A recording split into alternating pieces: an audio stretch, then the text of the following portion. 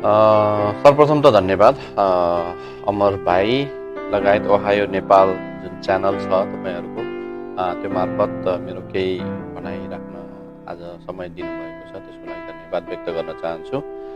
अब यो तोक्ते गिनो भन्ने जुन शब्द छ, अहिले अब धेरैजसो नेपालीहरूले शब्द त सुनेको, तर कतिपय अवस्थामा नबुझेको कुराहरू पनि हुनसक्छ।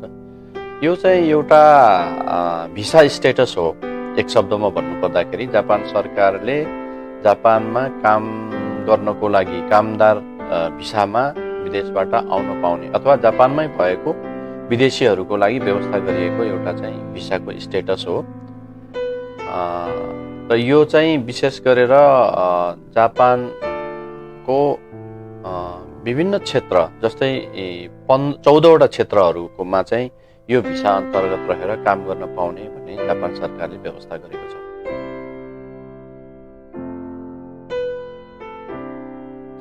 अब यो चाहिँ काम गर्ने भिसा हो हैन। अब यो 2019को अप्रिलदेखि जापान गभर्मेन्टले सुरु गरेको भिसा स्टेटस हो र जापानमा रहेका र विदेशमा रहेका पनि विदेशीहरूले जो कसैले पनि यो भिसामा चेन्ज गर्न परिवर्तन गर्नको लागि सक्छन्। तर त्यसको लागि जो कसैले भन्दाखेरि अब सर्टेन विशेष गरेर 3वटा क्राइटेरियाहरू छ, प्रावधानहरू छ। त्यसमा चाहिँ एउटा प्रावधान चाहिँ 18 वर्ष उमेर पुरा भएको हुनुपर्छ। अर्को चाहिँ उसको जापानिज भाषाको लेभल, जापानिज भाषाको जुन क्षमता छ त्यो चाहिँ हामीले JLPT भन्छौँ। JLPT यदि छ भनेदेखि चाहिँ N4 हैन, N4 लेभल भन्दा माथि हुनुपर्छ। र यदि JLPT छैन भने चाहिँ अहिले जापान सरकारले यही तोक्ते गिनोको लागि नै JLPT दिनलाई असक्षम अथवा चाहिँ दिन नभ्याएको मान्छेहरूको लागि JFT भन्ने चाहिँ N4 बराबरको लेभलको चाहिँ यो जापानिज भाषाको टेस्ट अहिले सुरु गरेको छ। त्यो JFT को एक्जाम पास गरेको भए पनि हुन्छ। यो दोस्रो भयो जापानिज भाषाको लेभल। अर्को चाहिँ उसले कुन सेक्टरमा काम गर्न चाहने हो, जस्तै नर्सिङ केयर गिभरमा हो कि एग्रिकल्चरमा हो कि अथवा चाहिँ कन्स्ट्रक्सनमा हो कि लगायतका 14-15वटा चाहिँ सेक्टरहरू छन्। त्यो सेक्टरमा आफूले काम गर्न चाहेको सेक्टरको सम्बन्धी चाहिँ स्किल टेस्टको चाहिँ एक्जामिनेसन हुन्छ, स्किलको चाहिँ टेस्ट हुन्छ। त्यो स्किल टेस्ट पनि पास गर्नुपर्छ।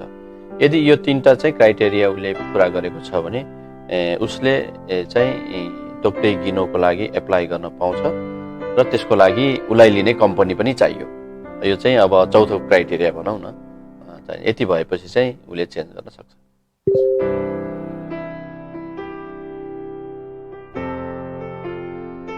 यो चाहिँ अहिलेलाई अब 5 वर्षको अवधि भनेर तोकिएको छ। 5 वर्षसम्म चाहिँ उसले चाहिँ काम गर्न पाउँछ बढीमा। त्यसको लागि अब सुरुमै 5 वर्षको भिसा हुने भन्ने चाहिँ हुँदैन। सुरुमा 1 वर्षको दिन्छ र 1-1 वर्षमा चाहिँ त्यो चाहिँ रिन्यू गर्दै जानुपर्ने हुन्छ। र सर्टेन क्षेत्रहरू छ, जस्तै 2वटा क्षेत्र छ। एउटा चाहिँ कन्स्ट्रक्सन, अर्को चाहिँ यो जहाज सम्बन्धी चाहिँ। यो 2टा सेक्टरमा चाहिँ तोक्ते गिनो दोस्रो नम्बर निगो भन्छ जापानिजमा हैन। तोक्ते गिनो इचिगो र निगो भन्छ हैन। त्यो 2टा क्षेत्रमा चाहिँ तोक्ते गिनो निगो पनि छ। त्यसमा चाहिँ इचिगो अथवा चाहिँ पहिलो लेभलको 5 वर्ष पुरा गरेपछि थप 5 वर्ष पनि बस्न सक्ने भनेर चाहिँ तोकिएको छ अहिलेलाई। अब पछि के चेन्ज हुन्छ थाहा छैन। अहिले चाहिँ त्यो 2टा क्षेत्रमा चाहिँ बढीमा 10 वर्ष र अरू क्षेत्रहरूमा चाहिँ बढीमा 5 वर्ष भनेर अवधि तोकिएको छ।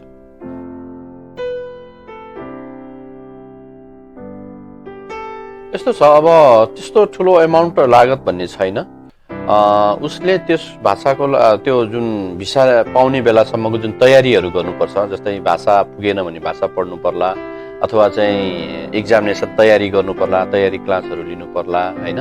र अरू चाहिँ विभिन्न खालको काउन्सेलिङहरू हैन, डकुमेन्टेसनको तयारी गर्नुपर्ने कुराहरू पनि हुनसक्छ। त्यसमा काउन्सेलिङहरू चाहिँ अब गर्ने कम्पनीहरू अथवा चाहिँ मान्छेहरूले सर्टेन काउन्सेलिङ चार्ज भनेर अब केही पैसा चाहिँ लिन सक्छ। तर त्यति ठुलो एमाउन्ट चाहिँ यसको लागि लागत लाग्ने भन्ने चाहिँ हुँदैन।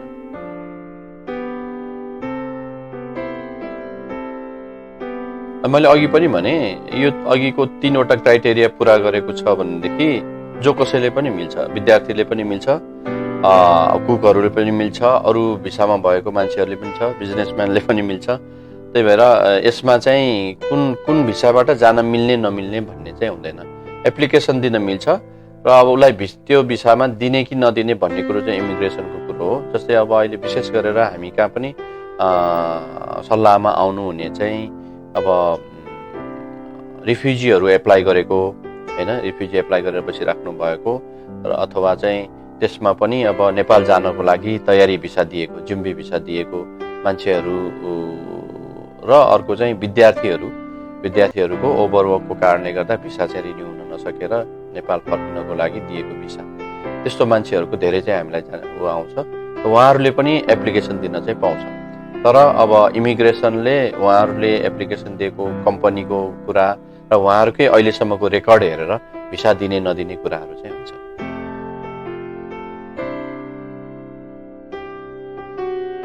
नेपालमा हुने अथवा विदेशमा हुने मान्छेहरूले सम्भव छ। त्यसकै लागि त यो त विशेष गरेर त विदेशबाटै ल्याउनको लागि हो यो भिसाको सिस्टम नै होइन। यहाँ जापानमा भएको मान्छे भन्दा पनि जापानमा भएको मान्छेहरू त अलरेडी कुनै न कुनै रूपमा कतै न कतै इन्गेज भइराखेका हुन्छ होइन। र जापान गभर्मेन्टले चाहिँ जापानमा विभिन्न सेक्टरमा विशेष गरेर उनीहरूले तोकेको जुन 14वटा सेक्टर छ जहाँ चाहिँ जापानिज नागरिकहरूले कम काम गर्छन् अथवा कामदारहरूको चाहिँ माग बढी छ होइन, अभाव बढी भएको सेक्टरहरूलाई छानेर चाहिँ त्यो कामदारको आपूर्ति गर्ने उद्देश्यले चाहिँ विदेशबाट चाहिँ कामदारहरू ल्याउने भन्ने उद्देश्यले नै यो सिस्टम ल्याएको हो। त्यही भएर विदेशबाट उहाँहरू आउन सक्नुहुन्छ। त्यसको लागि चाहिँ अब कुन देशमा अहिले चाहिँ 11वटा देशहरूमा चाहिँ यो एक्जामहरू त्यो सम्बन्धी स्किल टेस्टहरू चाहिँ व्यवस्था गरिएको छ। त्यो मध्ये नेपाल पनि परेको छ। नेपालमा चाहिँ अहिले त्यो 14वटा सेक्टरमध्ये 3वटा सेक्टरहरूमा चाहिँ एक्जाम दिन सकिन्छ। त्यसमध्ये एउटा चाहिँ नर्सिङ केयर गिभर हो, अर्को एग्रिकल्चर र अर्को चाहिँ रेस्टुरेन्ट सम्बन्धी।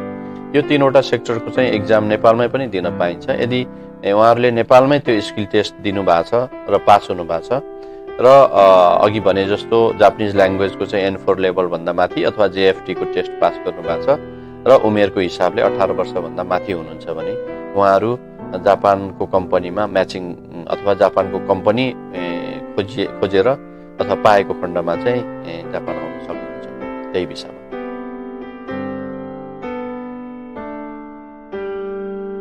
अब यो नामले नै काफी छ भने तपाईहरुले भने जस्तै गरेर ह्युमन रिसोर्स सम्बन्धी नै विशेष त हैन, ह्युमन रिसोर्स सम्बन्धी रिक्रुटिङ कम्पनी हो यो। यो चाहिँ हाम्रो अब कम्पनीको ब्याकग्राउन्ड भन्नु पर्दाखेरि हाम्रो यो सिटी एक्सप्रेस मनी ट्रान्सफर भन्ने तपाईहरुलाई पनि थाहा होला। सिटी एक्सप्रेस मनी ट्रान्सफरको एउटा ग्रुप अफ द कम्पनी हो र त्यसमा चाहिँ हामीले विशेष गरेर दुई खालका सेवाहरू दिन्छौँ। एउटा चाहिँ अब मुख्यतया ह्युमन रिसोर्स सम्बन्धी नै हो जसमा चाहिँ हामीले जापानमा भएका स्पेशली नेपालीहरूलाई टार्गेट गरेर रोजगारको अवसर दिलाउने अथवा रोजगार सम्बन्धी विभिन्न खालका काउन्सेलिङहरू गर्ने र उहाँहरूलाई चाहिँ सकेसम्म राम्रो कम्पनीहरू खोजेर चाहिँ कम्पनीमा चाहिँ हामीले उहाँहरूलाई काम लगाउने एउटा कुरा भयो। र अर्को चाहिँ नेपालबाट जो आउन चाहनुहुन्छ तोक्दै किनो लगायत ट्रेनी वर्करहरूमा पनि नेपालबाट आउन चाहनेहरूलाई पनि हामीले चाहिँ यहाँ कम्पनी खोजेर म्याचिङ गर्ने काम गर्छौँ। यो चाहिँ रोजगार सम्बन्धी काम भयो भने अर्को चाहिँ हामीले नर्मल लाइफ सम्बन्धी काउन्सेलिङहरू जस्तै भाषाका कुराहरू समस्या पर्यो भने भाषा अनुवादका कुराहरूदेखि लिएर र अन्य काउन्सेलिङहरू पनि हामीले चाहिँ केही परेको खण्डमा चाहिँ उहाँहरूलाई उपलब्ध गराउन सक्छौँ।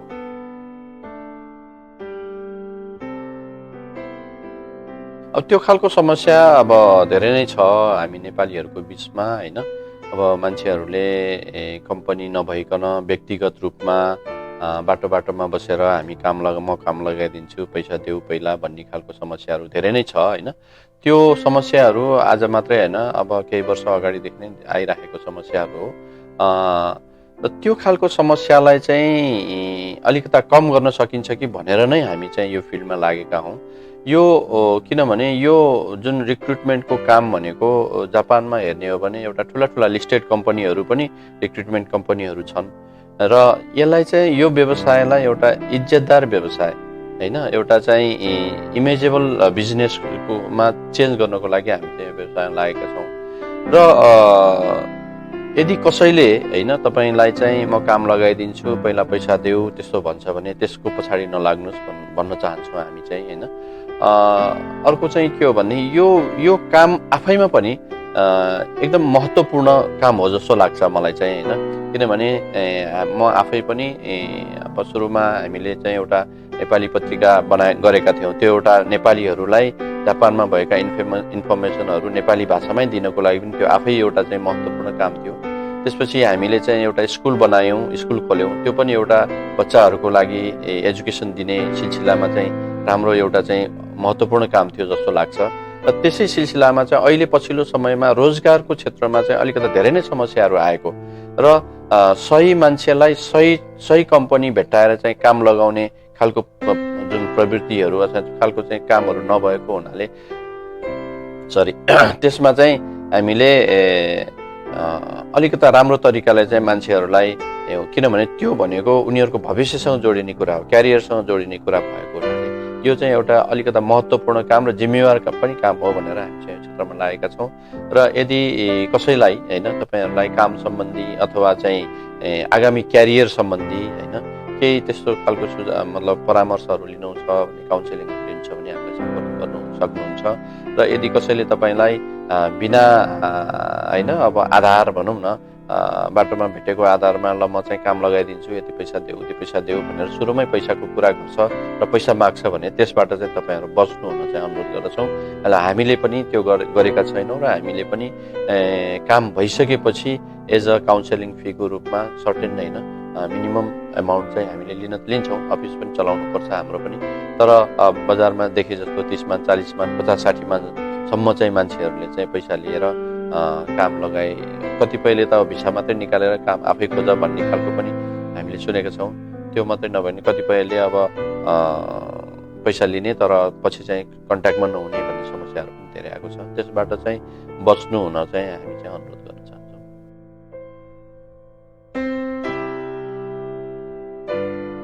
अब यस्तो छ, यसमा एउटा ब्याकग्राउन्ड छ, राम्रै खालको ब्याकग्राउन्ड के छ भनेदेखि अहिलेसम्म चाहिँ जापानमा म्यान पावरको कमी दिन प्रतिदिन बढ्दै गइरहेको छ। त्यो पहिलादेखि नै थियो र अहिले बढिरहेको छ। र त्यो म्यान पावरको कमीलाई चाहिँ अहिलेसम्म चाहिँ जापानले चाहिँ कसरी पूर्ति गरेको थियो भन्दाखेरि विद्यार्थीहरूलाई काम लगाएर अथवा चाहिँ ट्रेनी वर्करहरूलाई काम लगाएर र डिपेन्डेन्टहरूलाई काम लगाएर चाहिँ कामदारको परिपूर्ति गरिरहेको अवस्था थियो। तर त्यसो गर्दाखेरि के समस्या आयो भन्दाखेरि डिपेन्डेन्टहरूले अथवा विद्यार्थीहरूले 28 घण्टाभन्दा बढी काम गर्न नपाउने व्यवस्था भएको हुनाले उनीहरू धेरै जस्तोले चाहिँ 28 घण्टाभन्दा बढी काम गरेर विभिन्न खालका समस्याहरू पनि देखिएको हुनाले चाहिँ अब यो खालको समस्यालाई हटाउनको लागि भनेर उनीहरूले यो तोक्ते गिनोको होइन जहाँ जुन सेक्टरमा चाहिँ म्यान पावरको अभाव छ त्यो सेक्टरमा चाहिँ विदेशबाट अथवा जापानमै भएको मान्छेहरूले पनि त्यसमा चाहिँ गएर वर्किङ भिसा नै लिएर काम गरोस् भन्ने व्यवस्था गरेर चाहिँ उनीहरूले यो गरेको छ। त्यही भएर पहिला जसरी चाहिँ विद्यार्थी अथवा डिपेन्डेन्टहरूले बढी काम गरे पनि इमिग्रेसन अथवा चाहिँ जापान गभर्मेन्टले त्यति वास्ता नगरेको, किनभने त्यतिखेर उनीहरूलाई काम गर्ने मान्छे चाहिएको थियो होइन। तर अहिले त्यो काम गर्ने मान्छेको व्यवस्था गर्नको लागि छुट्टै भिसा स्टाटस बनाइदिएको हुनाले उनीहरूले विद्यार्थीहरूलाई चाहिँ यदि विद्यार्थीमै बस्ने हो भने नियमभित्र बसेर काम गर, अनि यदि फुल टाइम नै काम गर्न चाहन्छौ भने चाहिँ यसरी हामीले चाहिँ काम गर्नकै लागि चाहिँ होइन नर्मल वर्करको रूपमा काम गर्नको लागि हामीले चाहिँ भिसाको व्यवस्था गर्दैका छौँ। जुन तोक्दै गिनोको व्यवस्था छ त्यतातिर गएर चाहिँ तिमीहरूले काम गर भन्ने खालको चाहिँ यो उनीहरूको पोलिसी नै हो, जापान गभर्मेन्टको पोलिसीकै रूपमा यो आएको छ। त्यसैले विद्यार्थीहरूले अब पहिला हामीले गरेका थियौँ केही भएन, अब चाहिँ केही हुँदैन, अथवा डिपेन्डेन्टहरूको केसमा पनि त्यही हो। त्यसरी चाहिँ गर्नु चाहिँ अब सकिँदैन। यदि कामै गर्ने हो भने चाहिँ छुट्टै नै यसरी नै अब अघि भने जस्तो गरेर होइन तोक्दै गिनोमा चेन्ज गरेर काम गर्दाखेरि सबभन्दा राम्रो हुन्छ जस्तो लाग्छ।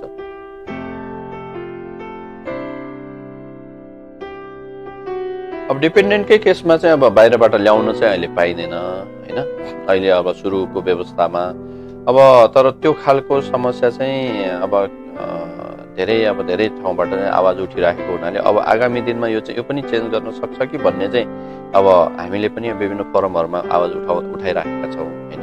डिपेन्डेन्ट यदि अब काम गर्ने मान्छे तिमीहरूले विदेशबाट ल्याउने हो भने उसको परिवार पनि ल्याउन दिनु पर्यो होइन, किनभने ऊ परिवार बिना कसरी काम गर्न सक्छ भन्ने खालको चाहिँ हामीले पनि गरिरहेछौँ। तर अब अहिलेलाई चाहिँ बाहिरबाट ल्याउन चाहिँ पाइँदैन। तर कोही मान्छे यहीँ अलरेडी उसको डिपेन्डेन्ट छ भने त्यो डिपेन्डेन्ट चाहिँ ऊ यहीँ बस्न पाउँछ। जस्तै अब म चाहिँ स्टुडेन्टमा छु होइन, स्टुडेन्टको पनि डिपेन्डेन्ट हुन्छ नि त। तर मैले चाहिँ तोक्तै गिनोमा चेन्ज गरेँ भने मेरो डिपेन्डेन्टमा बसेको मान्छेहरू चाहिँ ऊ डिपेन्डेन्टकै स्टेटस हुँदैन उनीहरूलाई हुनु चाहिँ, उनीहरूलाई अर्को तोक्तै खाँचुदो भन्ने स्टेटस दिन्छ। तर सुविधाको हिसाबले डिपेन्डेन्ट सर नै 28 घन्टा काम गर्न पाइने, रिन्यू पनि हुने, नेपाल जान आउन पाउने खालको चाहिँ हुन्छ। तर त्यही भएर अब नर्मल वर्किङ भिसा र यसमा फरक एउटा मात्रै भनेको चाहिँ यही डिपेन्डेन्ट चाहिँ विदेशबाट बाहिरबाट नयाँ डिपेन्डेन्ट ल्याउन नपाउने भन्ने मात्रै हो। अरू सुविधाहरू होइन, अब इन्सुरेन्सदेखिका कुराहरू सबै चाहिँ नर्मल वर्किङ भिसा सरह नै हो।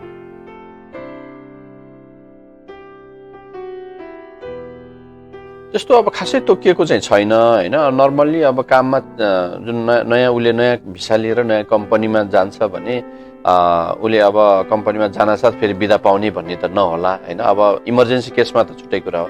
नर्मल्ली ऊ नेपाल अथवा विदेश जाने आउने गर्न पाउँछ बिदामा। तर अब उसको लागि चाहिँ अरू वर्किङ भिसा सरह नै जुन युक्यू भन्छौँ हामीले होइन, वर्षको चाहिँ अब 6 महिनाभन्दा बढी काम गरेको खण्डमा चाहिँ कति 10 दिन 11 दिन अथवा म्याक्सिमम 20 दिनसम्मको चाहिँ उनीहरूले युक्यू पाउँछ। त्यो युक्यूलाई युज गरेर उसले चाहिँ विदेश बिदा लिएर जान पाउँछ। र इमर्जेन्सी केसमा चाहिँ अब त्योभन्दा बढी पनि त्यो कम्पनीले दियो भने जाने आउने गर्न चाहिँ पाइन्छ। तर अब यति वर्षपछि जान पाउने भन्ने चाहिँ छैन।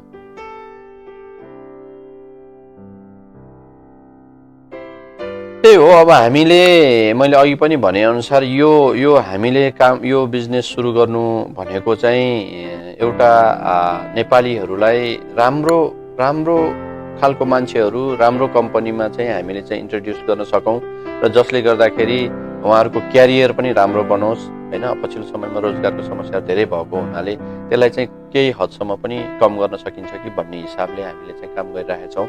यदि तपाईँहरूलाई त्यस्तो खालको होइन काम सम्बन्धी रोजगार सम्बन्धी कुनै खालको समस्या परेको छ, काउन्सिलिङ आवश्यक छ भनेदेखि हामीलाई जति बेला पनि सम्पर्क गर्न सक्नुहुन्छ।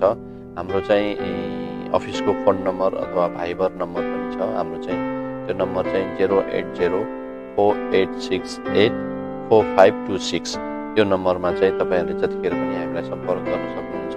र तपाईँहरूलाई कम्पनी चाहिएको छ भने हामीसँग कामदार खोज्ने कम्पनी अथवा चाहिँ होइन त्यस्तो कम्पनीहरू पनि हामीसँग हुन्छन् र त्यस्तोमा म्याचिङ गरेर हामीले चाहिँ तपाईँहरूलाई काम लगाउने काममा चाहिँ हामी सहयोग गर्न सक्छौँ। कृपया सम्पर्क गर्नुहोला।